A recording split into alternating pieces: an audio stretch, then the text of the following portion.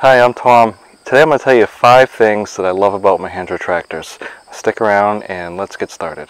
In the last video I showed you 5 things I don't like about Mahindra. In this video I'm going to show you 5 things that I love about Mahindras. So without further ado, let's do those 5 things. So these are in no particular order, by the way, but I think probably one of my favorite things about Mahindra tractors is their seat. They invested a lot of time and engineering into making a really comfortable seat to sit on, and I think if you're going to spend more than a few minutes riding your tractor, you'll really appreciate the comfort of a nice seat with armrests, and they've done everything right. It also drains pretty quickly, so you know, even if it's soaking wet, there's drains in the back, but just the material dries off really quickly. I just think it's a really great seat, and it's probably one of my top favorite things about the Mahindra tractors. So one of my other favorite things about Mahindras is you don't have to use diesel exhaust fluid, and it doesn't go into regen. It's just built Tier 4 compliant. If you've ever had a tractor where you're doing hay or you're in the barn, the last thing you want is your tractor to go into regen and heat up and be flammable, or at a point that you can't use the tractor.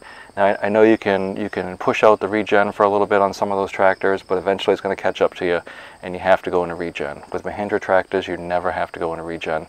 They're just designed, you put diesel fuel in it, there's no DEF that you have to buy on the side. The Max 26 and the 1635, so the 16 series tractors, they have this whole subframe down here for the loader.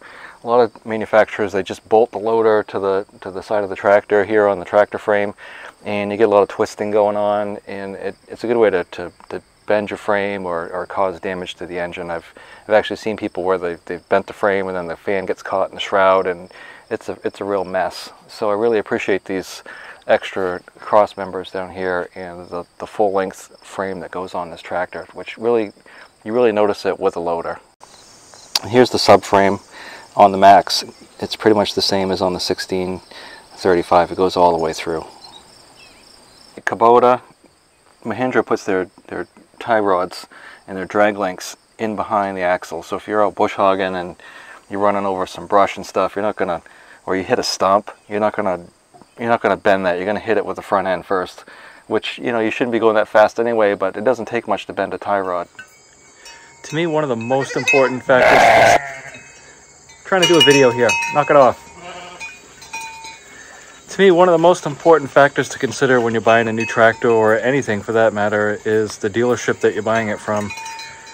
And when you walk into a dealership, if the dealer doesn't have time to talk to you, and especially in today's day and age where everything is pretty much hands off, you know, when you email or say go on Facebook and message the dealers, you know, Facebook page or whatever, you know, they have a page for a reason. If they've got the page and nobody's responding to it, or nobody answers your calls or responds to your emails or whatever, I'd probably stay away from that dealership, because they don't even want to sell you a tractor. Good luck getting help from them when it's time to get it fixed. To be honest with you, I find the most responsive dealers, the dealers who are most apt to go the extra mile, you know, cliche extra mile for their customers, are the small dealerships that have, you know, like a power sports dealership, and they sell tractors. Hopefully the people who are selling them, they know what they're talking about, and generally I've found that they do. I know in some cases I've heard horror stories about people going to dealerships and they don't know anything, and a lot of times, you know, a dealership may be new. They may have just picked up like Branson or you know, Bad Boy or TYM or something, so they're new. But generally those people are really gonna go the extra mile. They're really gonna get back to you, and when it's time for service and parts, to me, if I walk in and I've already known the person, I always go there and buy my oils and filters. And you know, people will go to, you see it all the time, what's the Wix cross-reference, what's the Napa cross-reference for this filter?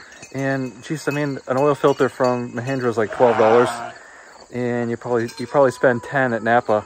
Is it really worth the $2 extra bucks? When you walk into the dealership, you're interacting with the people at the parts counter.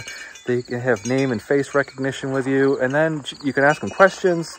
A lot of times you're shopping, you're buying chainsaws or chains or whatever.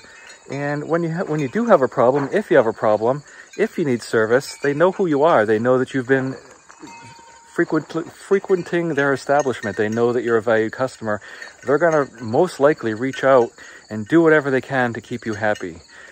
These big dealerships, these conglomerates, these cookie cutter dealerships, the employees come and go all the time. And what I found, that unless you're going in there buying a 50-ton excavator, or you've got a construction company, they don't care about you. They don't care. Whatever, we'll get to you when we get back to you, if we ever do. Your machine can sit out back. We got excavators and stuff to fix.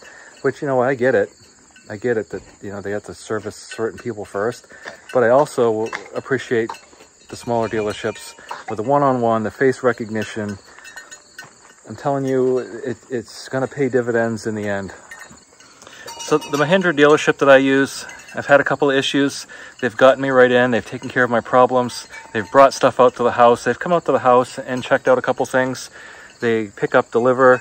A lot of times, if they're in the area, you might have to wait a few days, but if they're already in the area, maybe they'll swing by and pick up your machine and charge you half price for hauling it instead of the full price. I understand trucking is a huge setback for a lot of people, and buying yourself a small trailer to haul your machine around is not an unwise investment in my mind. But anyway, I just can't tell you enough about how important it is to shop the dealer as much as the piece of machinery that you're shopping, because in the end, I don't care what color you buy. I don't care if you buy a John Deere, I don't care if you buy a Mahindra, a TYM, Kubota, whatever. Something's going to break. Something's going to break, and then you're going to need service. And if your dealer doesn't give a crap about you, you learn some things the hard way. I've been really happy with these Mitsubishi Mahindra tractors. I think they're as good as the Japanese Kubota tractors. They have their quirks like everything else. I've had quirks with Kubotas. I've had quirks with John Deeres. I think everything is a little quirky at times. But the sales and service, the parts, all these things weigh heavily. I know someone not too far away, they had a starter issue with a Mahindra, and they were like $450 or something, but the dealership really reached out and was able to find a starter for less than half that. So just, if you got a dealership who's willing to do a little homework and do a little investigative research, a lot of times you can get stuff fixed or repaired or replaced much cheaper than you'd think it would. So anyway, I could go on and on and on, but I think you get the point. I appreciate you watching. Please hit the like button, hit the little bell icon so you don't miss any future YouTube videos that I put out, and I hope you have a great day.